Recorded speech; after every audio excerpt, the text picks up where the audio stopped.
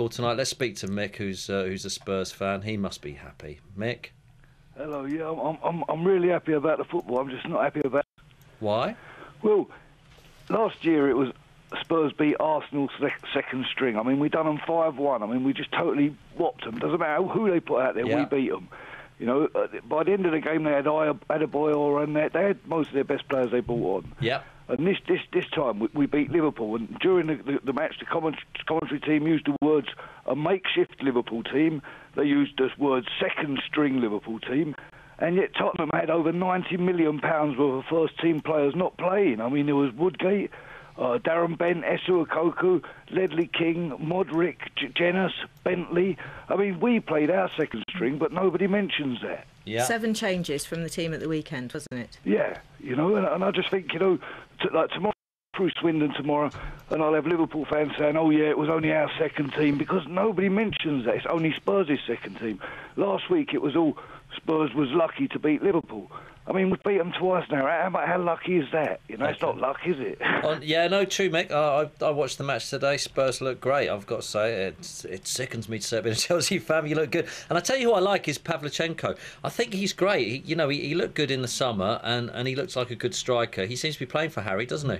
He certainly does, yeah. I mean, it looks like we might end up with the same problem we had last year, where we end up with 3 or 4 good strikers and can't keep everyone happy. What is wrong with the Spurs players, though? What happened to them under Ramos? Why were they so bad? And look at them now. I mean, what a change. It's unbelievable. According to what I read, I can only go by the fact it was something to do with what they was allowed to eat and what they weren't allowed to eat, because apparently they was all complaining about being hungry, and Harry's gone in and let them eat what they want. Have a steak. Let Bent put sauce back on his steak, hasn't he? Good old Harry. Brilliant. Yeah, Cheers a lot. Thanks, Mick. Thanks for your call. Here's something no doubt to make you even cheerier, Tim. Will, a Barnsley fan, who's got a stat for you. Burnley's Akinbaye is the cousin of Barnsley's Odejayi, who scored and knocked Chelsea out of the FA Cup last season. Do Chelsea have a fear of teams beginning with B, or of Nigerian strikers from the Championship? Other thing we're discussing tonight, apart from Chelsea losing, is things that are ruining the modern game. And, one of the things that I think is when players take their kids on the pitch at the end of the season. I'm inclined to agree with you. I don't like that. As if the kids played some role in the success or failure of the team. And it's like, well, they want their families to join in, but we're like... Oh, look how impressive I am. I've had a child. I'm not sure they're doing it like that. I think they're saying they take their kids down there, look, we're all family, but I don't know. It's about the fans and the players. Let's speak to Patrick. Patrick, you're a Liverpool fan. I am indeed, Tim. So you got absolutely spanked tonight by Spurs, didn't you? All right. And Chelsea didn't get spanked by Burnley. Oh, we went to pens. Anyway, go on. Well, no, I would like to offer my heartfelt thanks to all the Spurs fans to say that thank you for knocking us out of a completely worthless competition. It's not worth this slow, though. You know, the fans love going to that final. Yeah, they do, yeah, but when it comes down to it, Spurs, where they are now, they're going to be very thankful of the fact of, and I hope they do go on to win the Carling Cup, because I love Harry Redknapp. It doesn't matter how many times we play against him. Harry Redknapp, he's a man's man, and he says it from he wears his heart on his sleeve. Yep, he's a proper football man, isn't he? He is definitely a proper football man.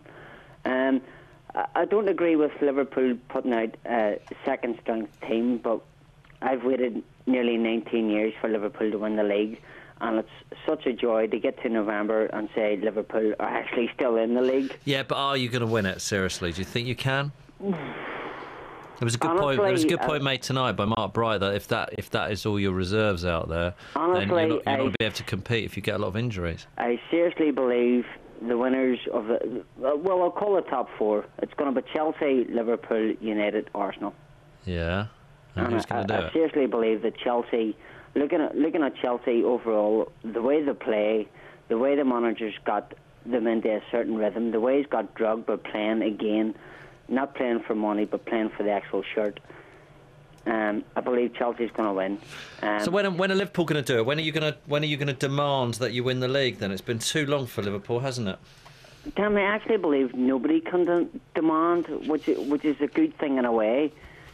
nobody can demand or earn the right to win the league. Mm-hmm. Yes, in the last couple of seasons, Chelsea's bought their way to, the Premiership, but fair play to them. Money talks nowadays, which is unfortunate.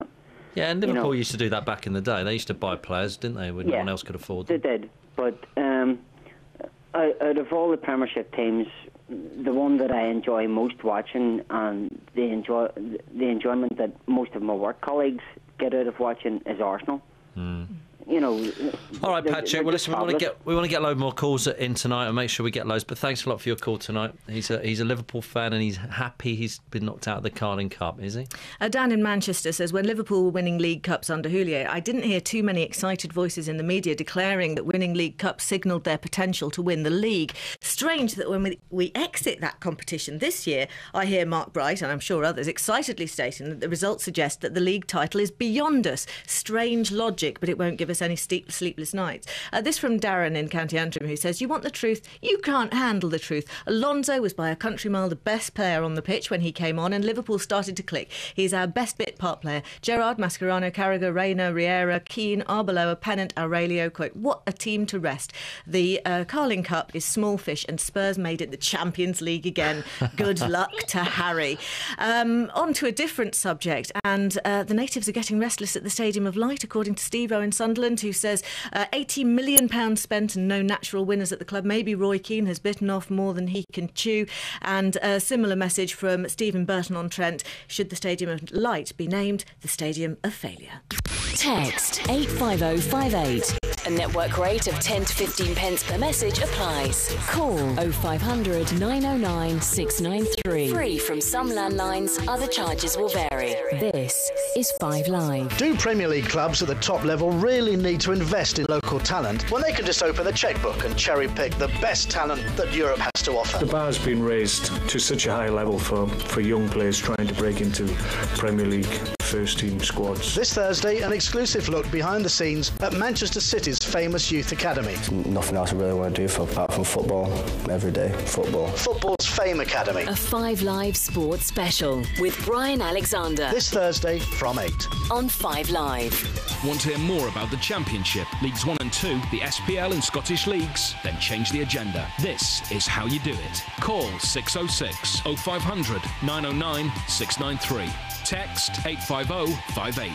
Email 606@bbc.co.uk. A 606 action replay. Here comes Mikel, lazy run up, right footed save! Brian Jensen makes the save, and the Burnley players come tearing towards him. They have knocked the Premier League leaders Chelsea out of the Carling Cup on sudden death in penalties. Chelsea have to say farewell to the Carling Cup. Do you know what? Sorry, it's awful to laugh at your expense. I really want to do that thing where you go, it means nothing to us. I hate the Carling Cup, but I've got to say, I actually quite like the Carling Cup. We've been to the final a few times in the last few years. We lost it last year against Spurs, and I like that little journey. And I think the Carling Cup's not worthless at all. Sadly, we're not going through to the final. Everyone's calling you an old misery about the Mexican wave. It was just a bit of fun, you old man, says Jay, a South African gooner. And the kids enjoyed it.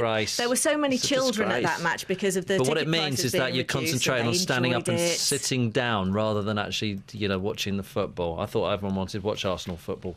Ben and Richard, you're both Burnley fans and you're both on 606 talking to me, a Chelsea fan. Let's start with you, Ben. How are you? I'm absolutely magnificent, Tim, I'll tell you. I am ecstatic. I'm not in the best of health, but I've been surprisingly perked up by a nice little result this evening. Did you think you could beat Chelsea? Well, a little game like that, they come around now and again. If I'm honest, I thought we were going to go down, but, we've taught you a lesson in real football. We've not had a load of diving foreigners, overpaid, thinking they can stroll and beat us. We've gone through with a bit of a serious plan of traditional English football, a bit of foot through, get our message home. So, you're lucky we didn't put you out of your misery a bit sooner. Richard, you're a Burnley fan as well, so on the line. Ben, how are you feeling, Richard? I'm absolutely over the moon. I can't believe it. Do you know what's so surprising is I've made a point of this loads in recent years, that if Burnley had Chelsea away from home, there could be a shock. But all the small teams who come to Stamford Bridge never win, never stand a chance. You've gone and done it tonight, which is quite incredible. And you've scored a goal. It's just not 0-0 all the way to the end. Drogba scored. You've equalised.